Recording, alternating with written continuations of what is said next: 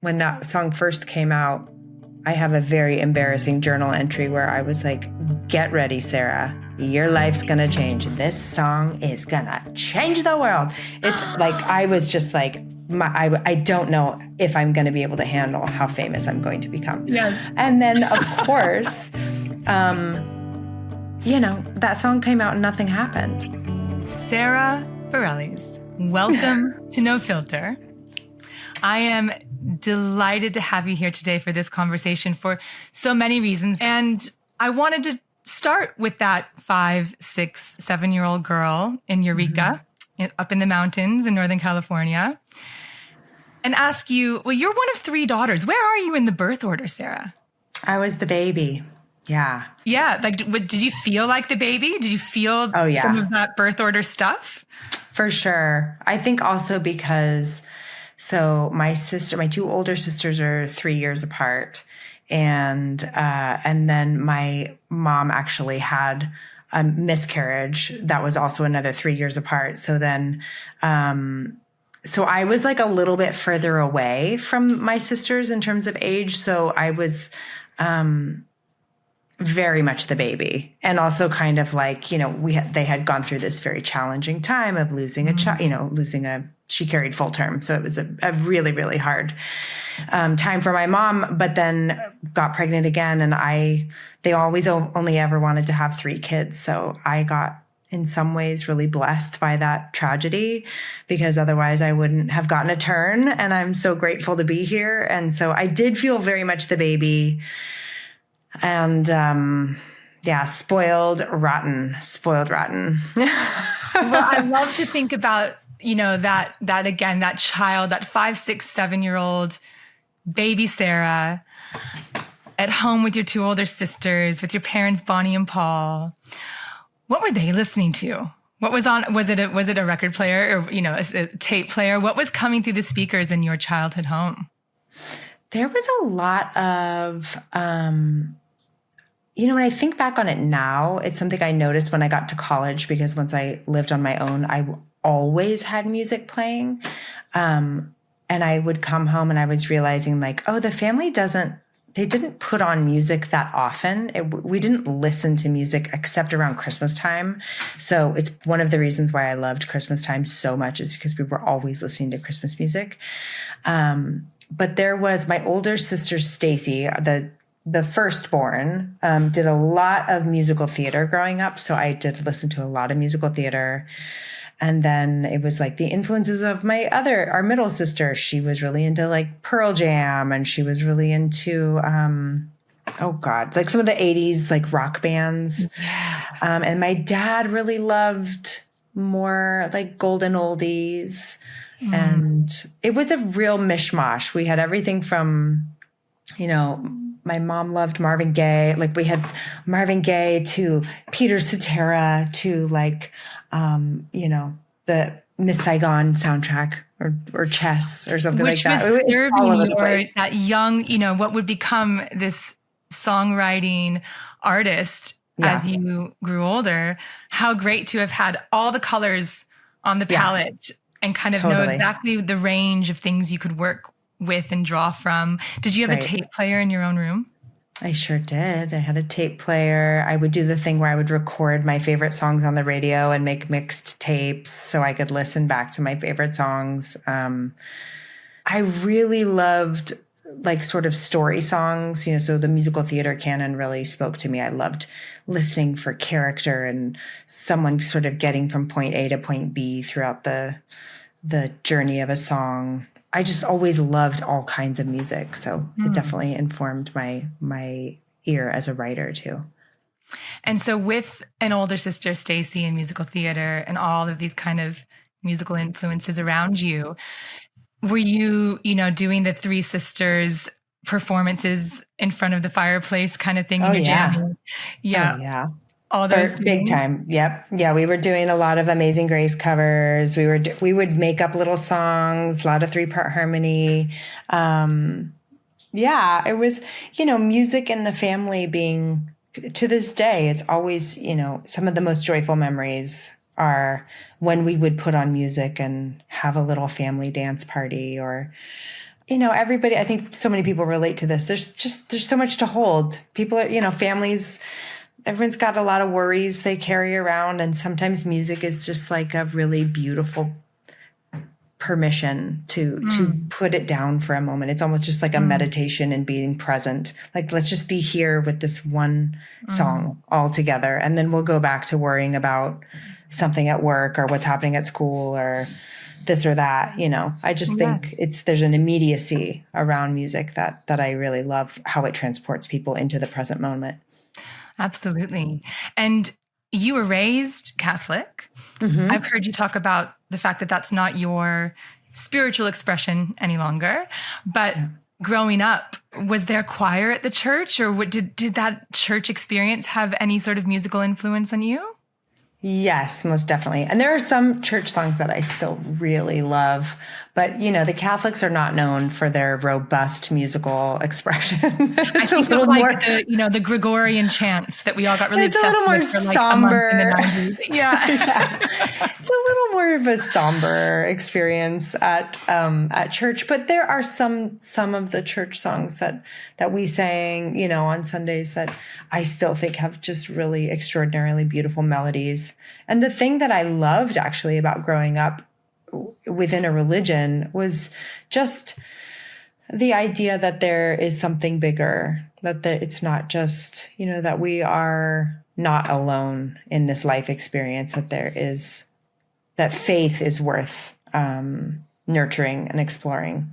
And so, Catholicism obviously has a lot of issues, and I have a lot of issues with some of what still is at play in the church these days. But I did appreciate growing up in a faith community. And I think in a way that's even what like a beautiful set of friends can offer you, is like these little mini faith communities where we, you share values and you share ideology and you sort of look towards the future with each other in mind.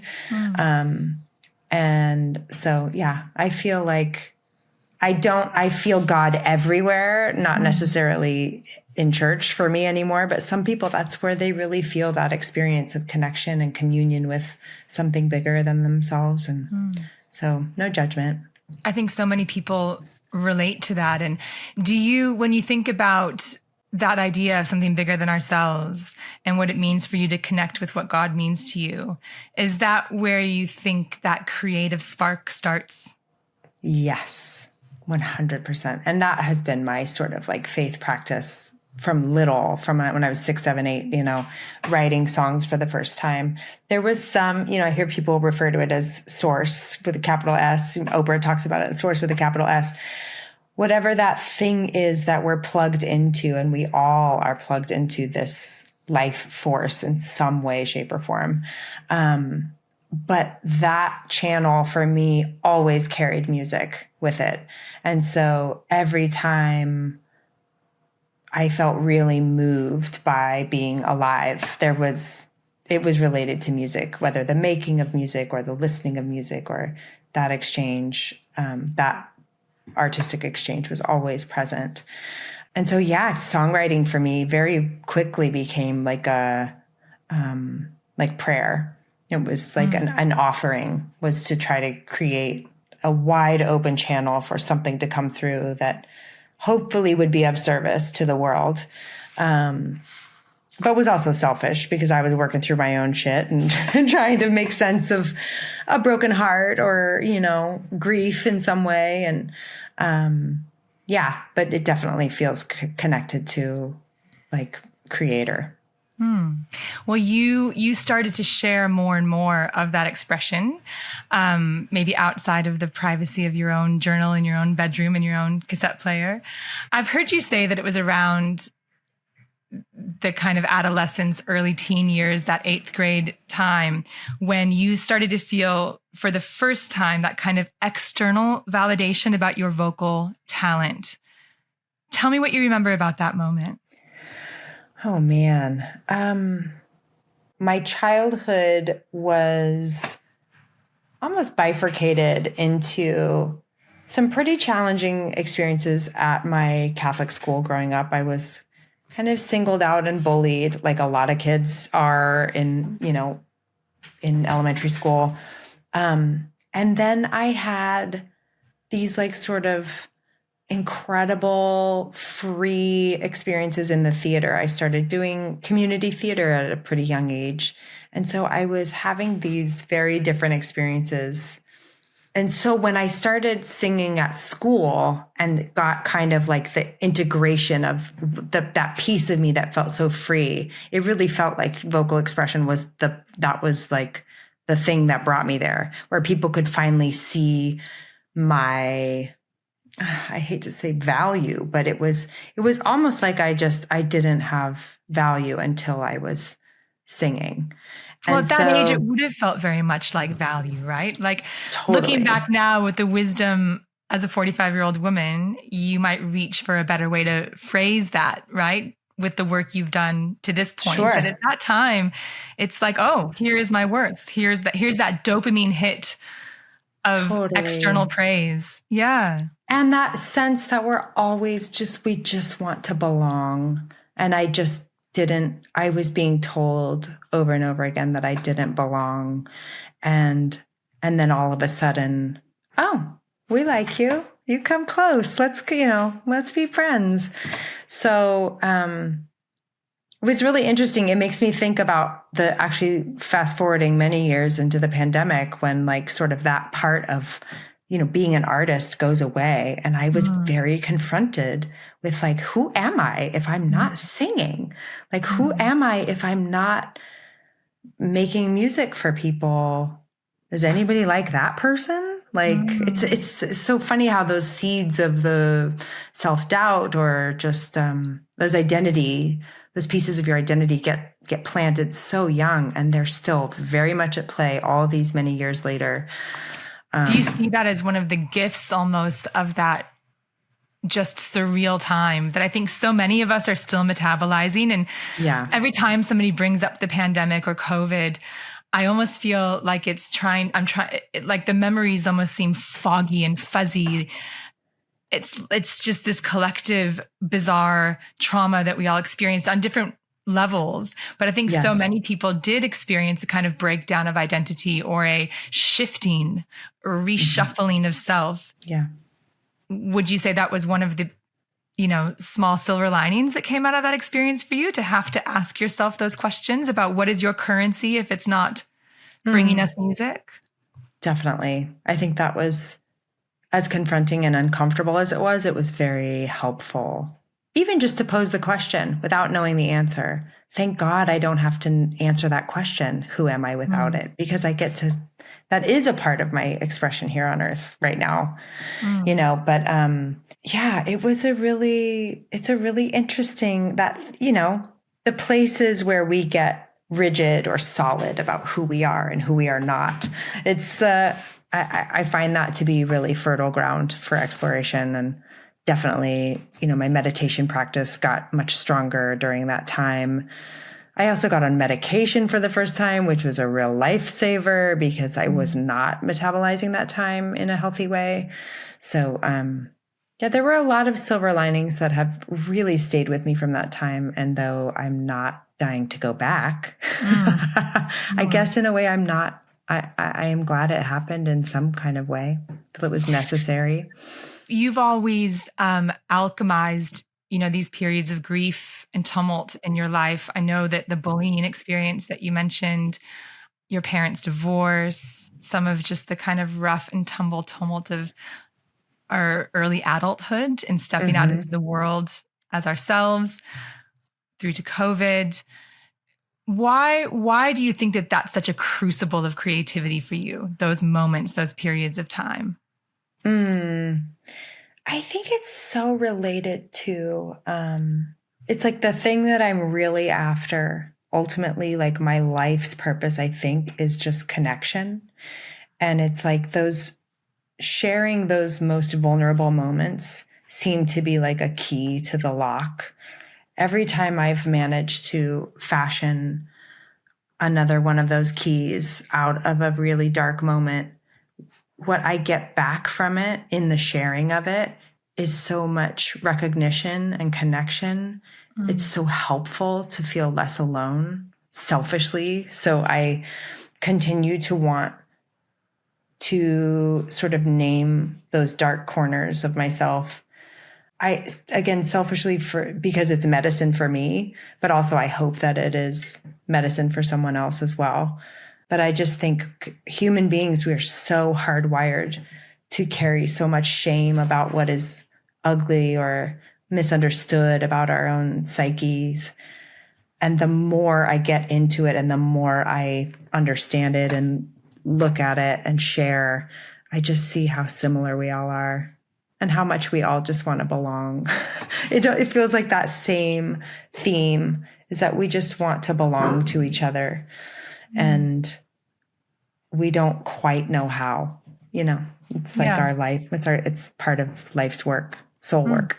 It's absolutely true. You make music. I know many times that when I've reached for your music, it's in those moments where I'm like, I'm a weird alien on a weird planet and don't know how to be, and then I'm like, I'll listen to your music and be like, so is she. And she's put words and melody and structure and texture to these feelings. And speaking of those times where we feel particularly weird and alien, I'm going to fast forward to your 36-year-old self, if I've done the maths right, 2015-ish. When you penned a letter to your 17-year-old self, I don't know if you remember this. I'm going to read you a little snippet of that letter. Okay. me. Won't do vocal exercises in front of Sara Bareilles. I had good friends that I spent a lot of time with, but also who I felt very lonely around. I obsessed over my body and convinced myself I was fat and ugly.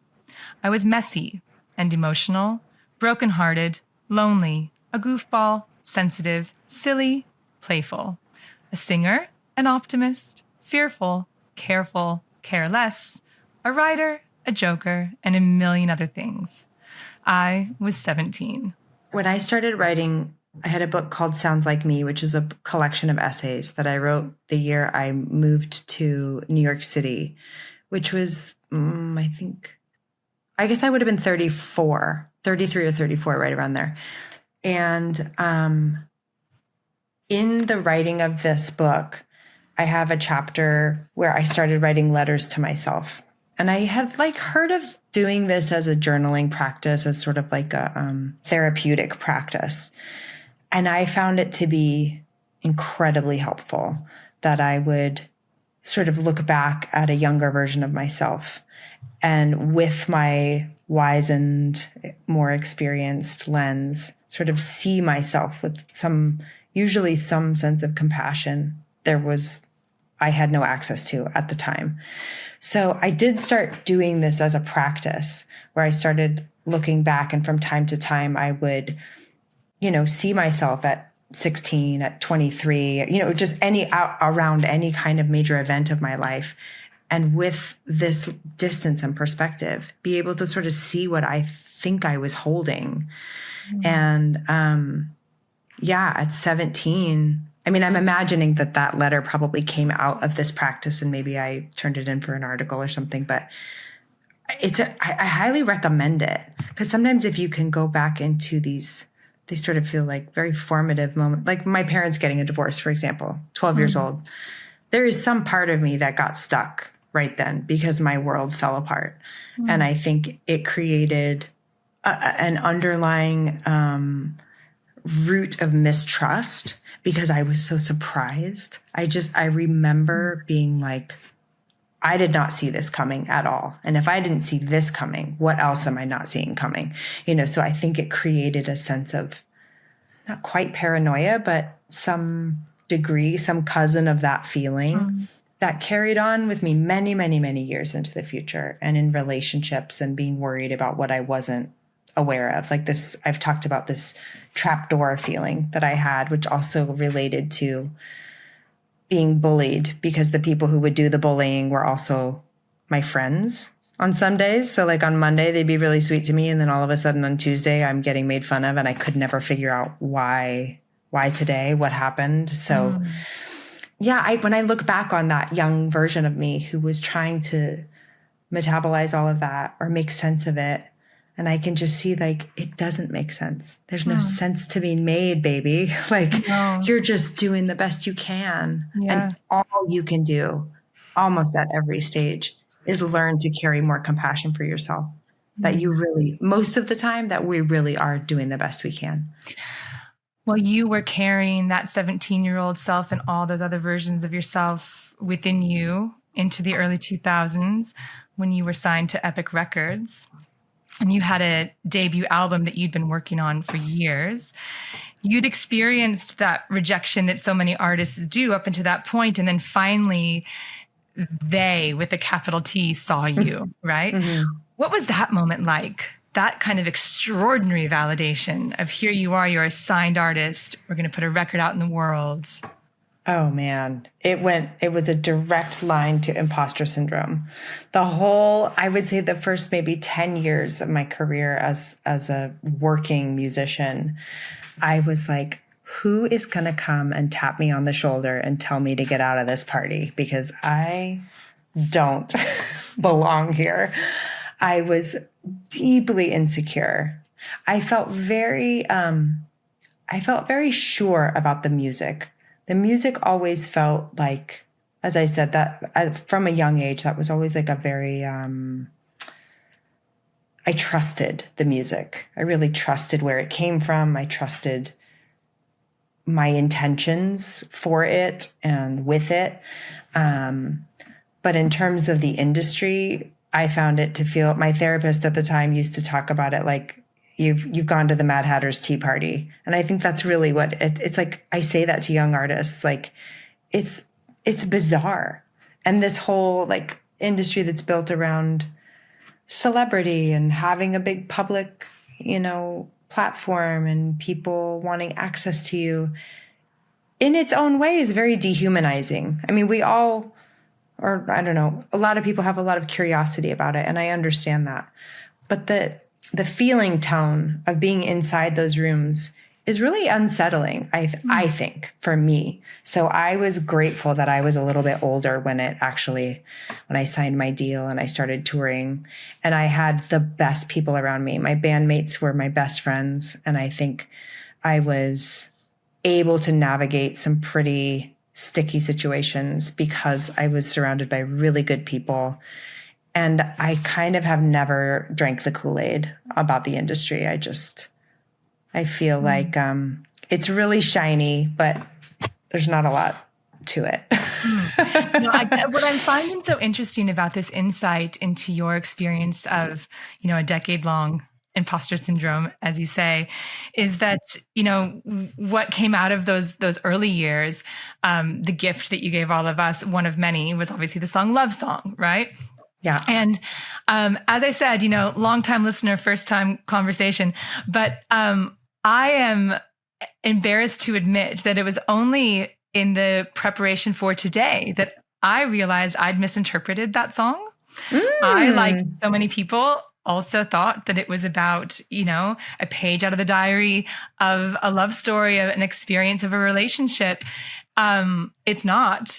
And I'm going to ask you to tell listeners what that song is really about in the context of how interesting it is to me to hear you say that you felt this sort of, as you say, imposter syndrome, maybe not a sense of belonging, and yet still a lot of courage to push back and protect yourself as an artist and protect your work. So what was Love Song? What is Love Song really about? Love Song is really about this sort of the tension between being in a commercial field as an artist and understanding that there was this sort of tacit request from my record label at the time to write not a love song per se, but a pop song, a hit song, a radio song. And I knew that's what they wanted from me. And if I'm honest, if I had known how to do it, I probably would have done it. I think Love Song, the irony of Love Song is that it came out of me saying, literally, like on my knees, praying, saying, please help me write something that helps me remember who I am, because I keep trying. And they're saying like, nope, it's not that. Nope, it's not that. And I was losing the thread. So Love Song sort of tumbled out one afternoon in my little rehearsal space. And I turned it in being certain, would have bet my last dollar on the fact that they would have hated that song and said, nope, it's not that. But hilariously, they loved it and also didn't know it was about them. So we just kept that our cheeky little secret for a long time. It is the best cheeky little secret. I love it. I love it so much. It's actually I'm actually kind of enjoying discovering that now because it's giving me, it's almost like a re-release in my own mind. There you go. Like it's like I'm hearing it differently. I'm enjoying it differently. It's feeling a little bit more subversive and rebellious, and it's in my life again now in a new way. Now that I know that, I think it will be for a lot of people who might be learning that for the first time. Another song of yours I want to dig into is Brave, which you released in 2013. Another song that's in high rotation in my life and so many others. And what I really love about this song is how it became such an anthem for the LGBTQ community. And again, thinking about 6-year-old Sarah in her bedroom with her cassette tape, right? That must have been an extraordinary feeling when something that was born inside of you becomes a source of strength for other people. And in this case, marginalized people. What was that? What's that feeling like? Oh, it is transcendent. It's the best. It's the most I could ever have asked for. I mean, just there is no better feeling than watching something you sort of helped like just usher into the world. My sort of philosophy on music is like it doesn't belong to anybody. It's just like I caught the tail of the muse that day, along with my friend Jack Antonoff, who wrote that song with me. But that to just help usher something into the world that feels like it already belonged to other people, I think is just a tremendous source of pride. And yeah, I think it's always been important to me to do my best to be an ally to people who feel disenfranchised or feel othered. And I think in some ways it comes back to, as silly as it may be, to being like a kid who got bullied. And I know what it feels to be ostracized and to be less than. And I don't ever want to make people feel that way. I really believe in the value on a soul level of really putting effort towards inclusivity, that acceptance and love and truth and the courage to show up as one's authentic self is actually the medicine that the world needs. I really believe that with my heart of hearts. So this song was a love letter to a friend who was struggling with coming out, one of the most one of my North Star, most beloved friends. And it was a very personal note to this person, and then put it in a song. And I think because it carried the resonance of truth and just like a lot of love for this person, it kind of ballooned out into this bigger story. And yeah, it's very proud. I'm very proud to be a part of the story of that song. Oh, I think it's incredible.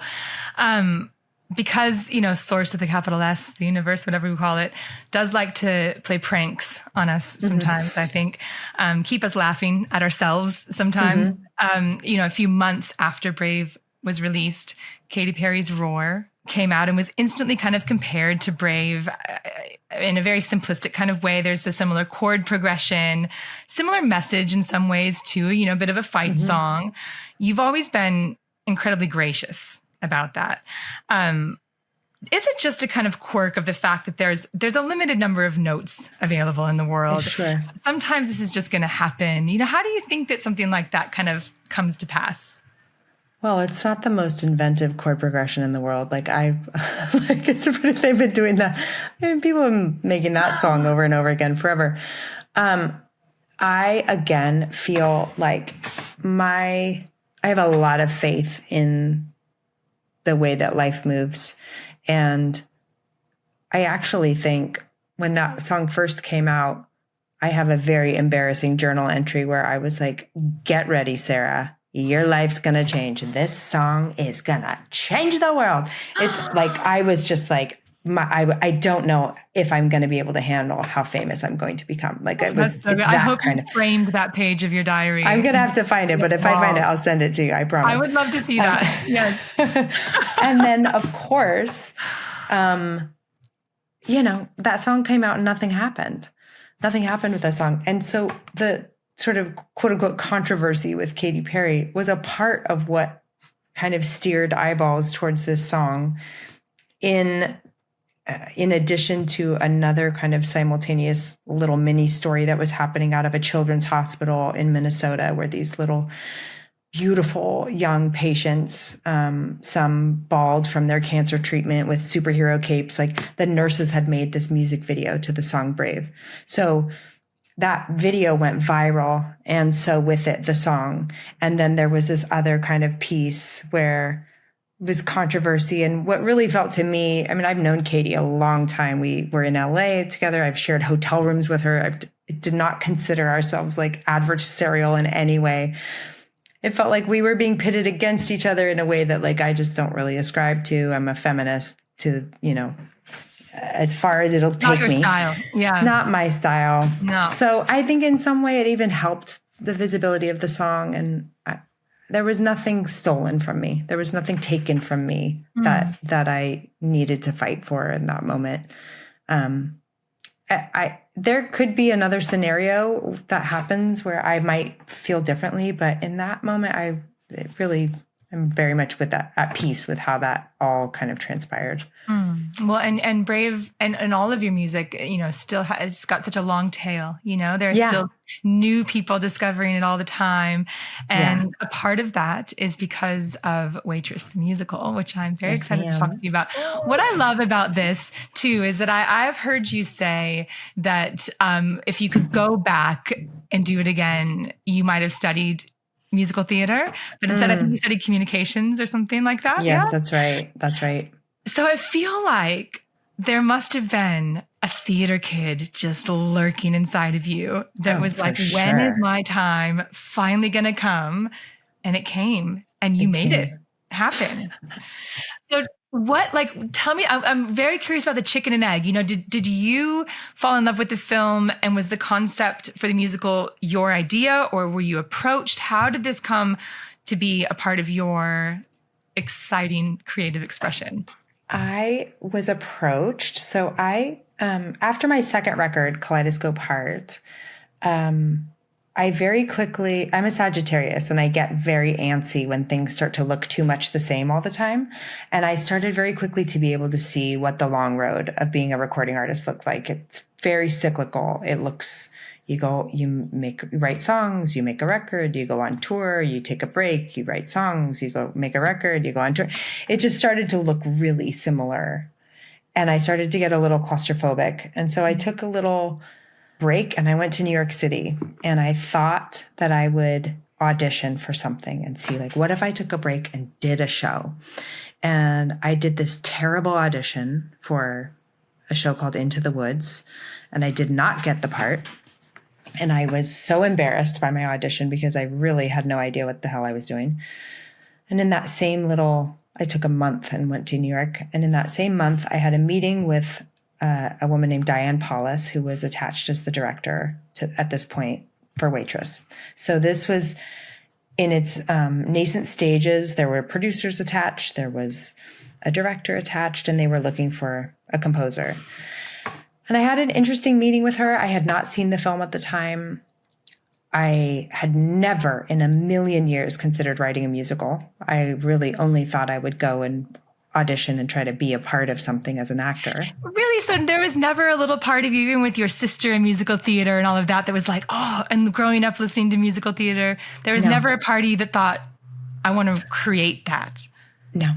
Wow. Did not even occur to me. Never thought about it, not even once. I love that. A new kind of thing that just swooped in and entered your life. Totally. And actually, I have to say, I have to give Jennifer Nettles of the band Sugarland a lot of credit for this, because we toured together and she always wanted to write a musical. And she's like, Sarah, let's write a musical. So we would sit in her dressing room and we'd like fart around on the keyboard and we were writing musical theater songs. And I think in a way it started to make it feel like, oh, is that a thing that I could do? It feels so playful and so like childlike. But then this opportunity presented itself and I watched the movie and I did not fall in love with everything right out the gate. I felt a lot of questions, but I felt curious. And then the first song, after watching the film, the first song that I wrote was She Used to Be Mine.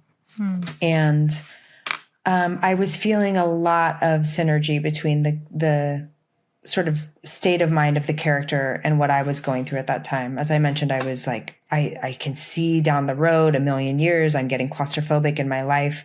I made the decision to move to New York. I made the decision to leave my bandmates, whom were my very best friends, my family. I left my manager. I left a long relationship. I sort of did this wipe the slate clean. We'll call it a midlife crisis. And I moved to New York and I just felt unmoored and I didn't know which way was up.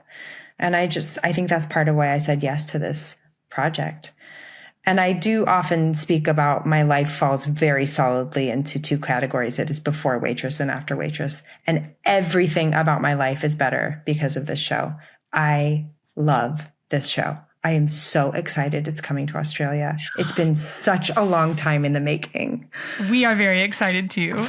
And does that possibly mean that you might come to celebrate the debut of Waitress the musical in Australia with us? Oh my God, I hope so. This will all be dependent upon schedule. So things are still kind of shifting a little bit for me as I'm working on a new record and I'm trying to also tend to my, other duties. But of course, oh my God, if I can be there, I'm going to be there with bells on. My hand is up. You can put your people in touch with my people. Okay.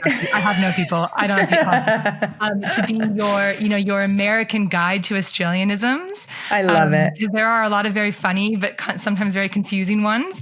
We would love to have you and to host you. And I do hope that you're able to make it through. While we're on the topic of celebration and celebrating Waitress coming to Australia in this extraordinary kind of new chapter in your life, you, my dear, are newlywed, like a week ago. Yeah, just about.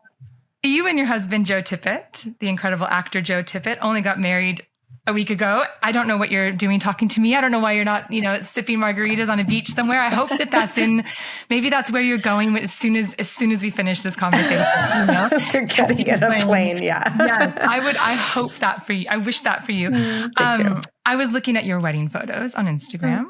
And I just felt such immense happiness for you, Sara.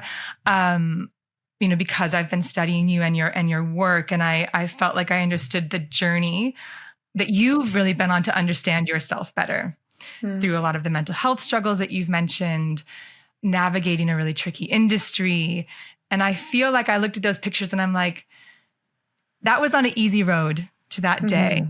And look at this incredible moment of celebration and excitement about the future and what's next.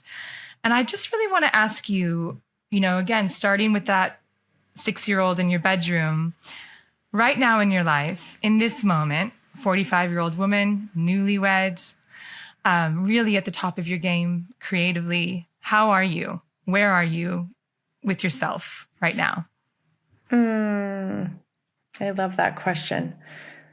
When you were talking about looking at the photographs of that day, one of the things that I came away from that day feeling, and I say this for anybody listening who finds themselves to have a fear of commitment or vulnerability. I think I've always felt very guarded and self-protective, especially in relationship. And I can't believe in knowing me that I got to get to a place where I stood across from someone and I was not carrying any pit of anxiety, any worry, any low-grade hum of anxious need to extract, which has always been present for me. It's just like, I got to keep one eye on the door, one foot out, just a little bit, just to be safe, make sure I take care of myself. And so the journey with Joe, who I also met on Waitress, by the way, I met my husband because of this beautiful show. The journey was really about loving myself and learning to trust someone. And I can't believe that it was possible. So I just say that to encourage anybody who's on that journey still. We're just like, could I ever? I mean, I think at a certain point, I just never thought I would get married. I never thought I would even really learn to open myself up that much to someone. And so it's a really beautiful feeling when you get there, and it is hard one. Like you said, I would never use the word easy to describe our relationship. We have fought every step of the way to get here. And now it feels there's an ease to it, but no, very hard one. And I'm really, really proud of that. So I'm good. To answer your question, I'm good. I feel really proud of myself. And there's so much vulnerability in letting yourself be joyful. I think, it's impossible to look at the context of the world right now and how much fear and anguish and paranoia and othering is happening. And so to allow it to be true that there is also still joy and also still connection and also still hope, I think is an act of resistance and is important.